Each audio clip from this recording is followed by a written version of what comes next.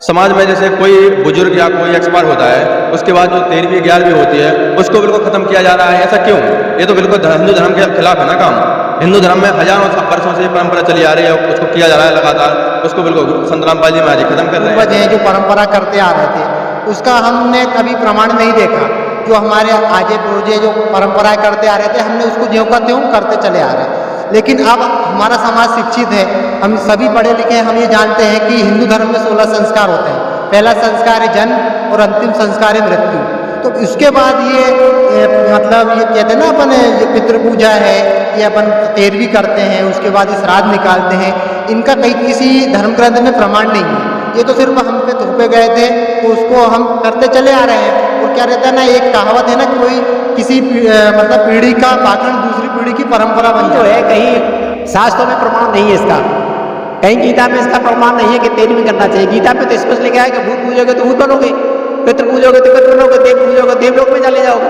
तो जब शास्त्रों में इसका कोई प्रमाण नहीं है तो हमसे तो पाखंड पूजा कराई जा रही है। ये तो जैसे पहले हमारे पूर्वज पढ़े लिखे नहीं थे, शिक्षा नहीं थी हम लोगों को, तो जो हमारे धर्म गुरु हैं उन्होंने जैसा हमारे को बता दिया हमारे पुरखों को, तो वो चीज उन्होंने की है, वही चीज देख देख करके हम करते चले आए। आज हम शिक्षित हो गए हैं, शिक्षा का प्रचार हो गया, घर घर में बच्चा पढ़ा लिखा हुआ है, हम शास्त्रों को खोल के देख रहे हैं, गीता को पढ़ रहे हैं, चारों वेदों को देख रहे हैं, कुरान को देख रहे हैं, बाइबल को देख रहे हैं, उसमें कहीं ऐसा प्रमाण नहीं है कि हमें पितृ पूजा करनी चाहिए या हमें 13वीं करनी चाहिए, दिन करनी चाहिए। अगर मान लीजिए पितृ पूजा करने से अगर मोक्ष होता तो सारे लोग अभी हमारे पूर्वज भूत क्यों बन जाते, हमारे पुरखा भूत क्यों बन जाते। नमस्कार, आप देख रहे हैं आध्यात्मिक डिबेट। दर्शकों, सतलुज आश्रम बैतूल में जगतगुरु तत्वदर्शी संत रामपाल जी महाराज जी के सानिध्य में विशाल भंडारे का आयोजन किया गया गुरु प्रकट दिवस के उपलक्ष्य में, जिसमें भगत और जगत के लोग शामिल हुए हैं। तो कुछ भगत जगत के लोगों के प्रश्न थे कि हम जो सदियों से चली आ रही परंपराएं, जैसे कि जब किसी बुजुर्ग की मृत्यु हो जाती है तो हम श्राद्ध वगैरह करते हैं, 13वीं करते हैं, 11वीं 12वीं करते हैं, ये सब करते हैं, तो संत रामपाल जी महाराज जी ये छुड़वाते हैं। तो क्या कारण है, हम इन्हें क्यों छोड़ें?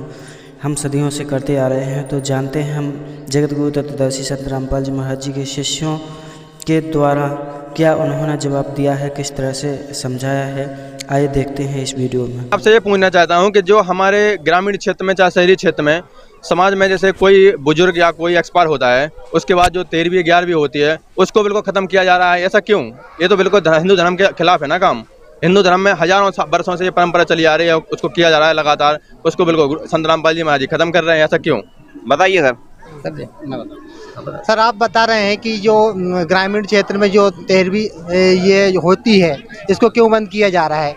तो अभी तक क्या हो रहा था, हमारे जो पूर्वज हैं जो परंपरा करते आ रहे थे, उसका हमने कभी प्रमाण नहीं देखा। जो हमारे आजे पूर्वज जो परंपराएं करते आ रहे थे, हमने उसको ज्यों का त्यों करते चले आ रहे हैं। लेकिन अब हमारा समाज शिक्षित है, हम सभी पढ़े लिखे हैं, हम ये जानते हैं कि हिंदू धर्म में 16 संस्कार होते हैं। पहला संस्कार है जन्म और अंतिम संस्कार है मृत्यु। तो इसके बाद ये मतलब ये कहते हैं ना अपन ये पितृ पूजा है, ये अपन 13वीं करते हैं, उसके बाद ये श्राद्ध निकालते हैं। इनका कहीं किसी धर्म ग्रंथ में प्रमाण नहीं है, ये तो सिर्फ हम पे थोपे गए थे, तो उसको हम करते चले आ रहे हैं। और क्या रहता है ना, एक कहावत है ना, कोई किसी मतलब पीढ़ी का पाखंड दूसरी पीढ़ी की परंपरा बन जाता है। चलो, यहाँ पर संत रामपाल जी महाराज जी की और भी शिष्य खड़े हैं, इस विषय पर हम उनसे भी जानने का प्रयास करेंगे, उनका क्या कुछ कहना है। बताइए सर। सर जी, जो है जो इसके लिए बताया है इन्होंने, जो कहे 13वीं नहीं करते हैं, 13वीं जो है कहीं शास्त्रों में प्रमाण नहीं है इसका, कहीं गीता में इसका प्रमाण नहीं है कि 13वीं करना चाहिए। गीता में तो स्पष्ट लिखा है कि भूत पूजोगे तो भूत बनोगे, पितृ पूजोगे तो पितृ बनोगे, देव पूजोगे देवलोक में चले जाओगे। तो जब शास्त्रों में इसका कोई प्रमाण नहीं है तो हमसे तो पाखंड पूजा कराई जा रही है। ये तो जैसे पहले हमारे पूर्वज पढ़े लिखे नहीं थे, शिक्षा नहीं थी हम लोगों को, तो जो हमारे धर्म गुरु हैं उन्होंने जैसा हमारे को बता दिया हमारे पुरखों को, तो वो चीज़ उन्होंने की है, और वही चीज़ देख देख करके हम करते चले आए। आज हम शिक्षित हो गए हैं, शिक्षा का प्रचार हो गया, घर घर में बच्चा पढ़ा लिखा हुआ है, हम शास्त्रों को खोल के देख रहे हैं, गीता को पढ़ रहे हैं, चारों वेदों को देख रहे हैं, कुरान को देख रहे हैं, बाइबल को देख रहे हैं, उसमें कहीं ऐसा प्रमाण नहीं है कि हमें पितृ पूजा करनी चाहिए या हमें 13वीं करनी चाहिए, दिन करनी चाहिए। अगर मान लीजिए पितृ पूजा करने से अगर मोक्ष होता तो सारे लोग अभी हमारे पूर्वज पुरखा भूत क्यों बन जाते, हमारे पुरखा भूत क्यों बन जाते। अगर उससे मोक्ष होता तो हमारे पिताजी वगैरह तो करते आए। तो मैं पाखंड पूजा नहीं करूंगा, क्योंकि शास्त्र में प्रमाण बताओ कहीं ना कहीं कहीं प्रमाण हो इस चीज़ का तो हम वो करें, और नहीं कहीं प्रमाण नहीं तो हम नहीं करेंगे भाई। शास्त्रों के अनुसार साधना करो और भक्ति करो, मुक्ति पाओ। हमारे गुरुजी यही कह रहे हैं कि पाखंड पूजा नहीं करनी है, 13वीं नहीं करो, दिन नहीं करो। भाई क्या है, मान लो हम हड्डी लेकर के और गंगा जी में डाले आए, तो गंगा काटे घर करे और पीले पीवे निर्मल नीर, तो भी मुक्ति नहीं है, कह गए साहिब कबीर। भाई जो अगर एक हड्डी डालने से, गंगा में डालने से मोक्ष होता तो जो गंगा किनारे रह रहे, घर बना के रह रहे, उनको पानी पी रहे हो, नहा धो रहे, तो उनको तो मोक्ष हो जाता। और कितने जीव जंतु उसमें रह रहे गंगा में, उनका मोक्ष हो जाना चाहिए था, लेकिन वे कष्ट भोग रहे उसी में डले हैं।